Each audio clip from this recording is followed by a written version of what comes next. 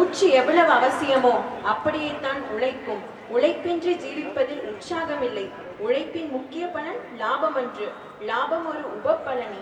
உழைப்பின் முக்கிய பலன் மனக்களிப்பே என்னும் வாக்கிற்கு சான்றாய் விளங்கும் நமது எஸ்பிஎஸ் கல்வி நிறுவனங்களின் நிறுவனர் தலைவரும் தமிழ்நாடு பளுதூக்கும் சங்கத்தின் துணை தலைவருமான அன்பிற்கும் மரியாதைக்கும் உரிய திரு சந்திரசேகரன் ஐயா அவர்களை வரவேற்புரை வழங்க அன்புடன் அழைக்கின்றோம்.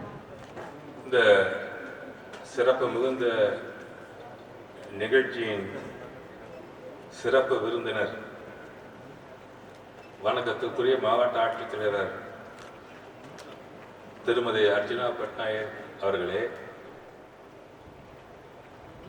தமிழகத்திலேயே ஒரு சிறந்த முன்மாதிரியான காவல்துறை அதிகாரியாக இன்றளவும் மக்கள் மனதில் வீற்றிருக்கும் எங்கள் மரியாதைக்குரிய வால்டர் தேவா ஐயா அவர்களே மற்றும் சிறப்பு விருந்தாக வந்திருக்கும் நாமெல்லாம் சிறப்பு செய்ய காத்திருக்கும் 120 கோடி மக்களுடைய ஒரு கௌரவத்தை, ஒரு பெருமையை காமன்வெல்த் விளையாட்டுப் போட்டியில் நிலைநாட்டி நாடும் இந்தியாவும் குறிப்பாக தமிழகமும் பெருமைப்படத்தக்க அளவில் தங்கப்பதக்கத்தை பெற்று வந்திருக்கும் நம்முடைய அன்பு சகோதரர்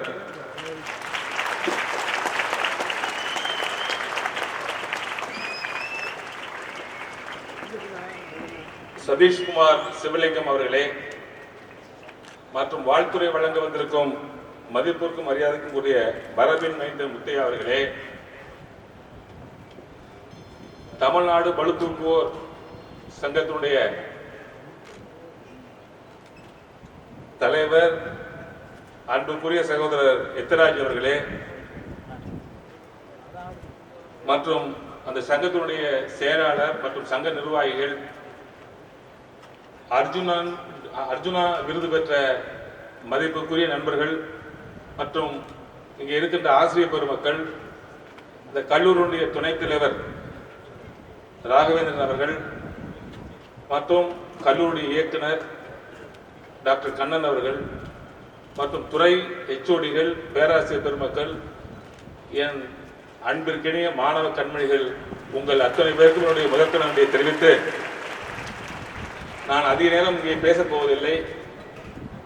சற்று காலதாமதமாக தான் நம்முடைய நிகழ்ச்சி தொடங்கி இருக்கிறது.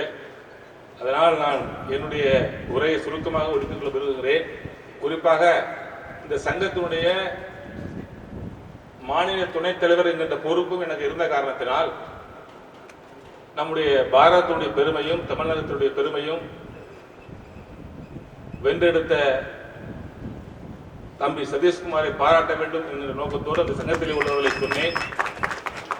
அவருக்கு ஒரு பாராட்டு விழா நடத்த வேண்டும் என்று சொல்லும்போது அவர்களும் மாண்புமிகு தமிழக முதலமைச்சர் அவர்கள் ஒரு தேதி கொடுத்து அந்த தேதியிலே அவர்கள் நிச்சயமாக கலந்து கொண்டு அந்த அவருடைய பாராட்டை பெற்ற பின்பு அடுத்த நிகழ்ச்சியாக நம்முடைய கல்லூரியில் வைத்துக் கொள்ளலாம் என்று சொன்னார்கள். அதே போன்று மாண்புமிகு தமிழக முதல்வர் அவர்களுடைய பாராட்டி அவருக்கு ஒரு 50 லட்சம் ரூபாயை ஒரு பரிசு கொடுத்து அவரை கௌரவித்திருக்கிறார்கள். அதற்கு அடுத்தாக இப்போ நம்முடைய கல்லூரியில் அந்த பாராட்டு விழா அவருக்கு நாம் நடத்துகிறோம். இது நமக்கு கிடைத்த ஒரு கௌரவமாக தான் நான் கருதுகிறேன். அதே போன்று இன்னும் சொல்ல போனால் ஒரு 120 கோடி மக்கள் தொகை கொண்ட இந்தியாவில் பிரிட்டனில் ஒரு 5 கோடி மக்கள் தான் இருக்காங்க. அவங்க ஒரு 70-80 தங்கப்பதக்கம் அவங்களால வாங்க முடியுது.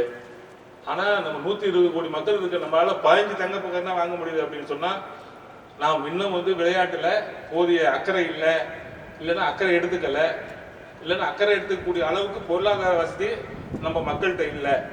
ஆக மொத்தம் ஒரு நாடு சிறந்து விளங்கணும் அப்படின்னா விஞ்ஞானம், தொழில்நுட்பம், கலை, கலாச்சாரம், அதே போல் இலக்கியம், விளையாட்டு இதெல்லாம் நிறைவாக இருந்த ஒரு சமூகம், வளமாக இருக்கிற ஒரு சமூகத்தில் தான் இதெல்லாம் நிறைவாக இருக்கும். இதெல்லாம் நிறைவாக இருந்தால் தான் ஒரு நாடு வளர்ச்சி அடைஞ்சுதான் இருக்க முடியும் அப்படிங்கிறது தான் நான் படித்த பல நூல்கள்லாம் எனக்கு சொல்லி கொடுத்துருக்கேன்.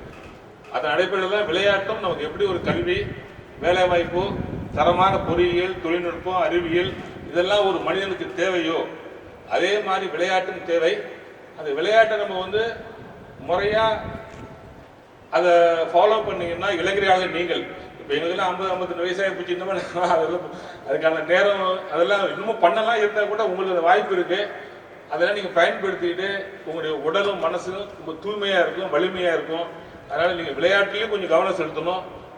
அதே நேரத்தில் இப்போ நம்ம தம்பி வந்து சதீஷ்குமார் இந்த அளவுக்கு வந்து தங்கப்பதக்கம் வாங்கியிருக்காருன்னா அவர் பண்ண ஒரு வெற்றியை, ஒரு இலக்கை ஒரு துல்லியமாக அடையிறதுக்கான முயற்சியில் அவர் தொடர்ந்து ஈடுபட்டதுனால. இன்னும் சொல்ல போனால் அவங்க தந்தையாருடைய பேட்டி கொடுத்தாங்க. நான் வந்து சென்னையில் இருக்கும்போது நான் படித்தேன்.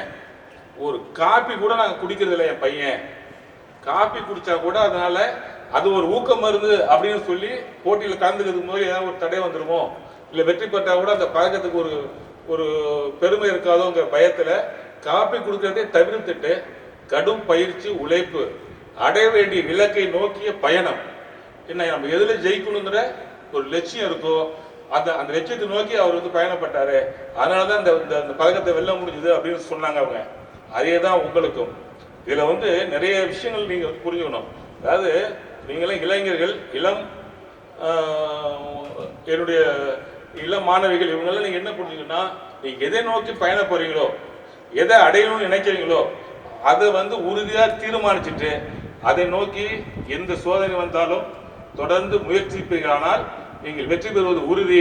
அதுக்கு உங்களுக்கெல்லாம் வழிகாட்டியாக இருக்கிறது நம்முடைய சகோதரர் சதீஷ்குமார் சிவலிங்கம் என்பதை உங்களுக்கு இந்த நேரத்தில் உங்கள் மனசில் நான் பதிய வச்சு உங்கள் அனைவருக்கும் நன்றியை தெரிவித்து வெளியே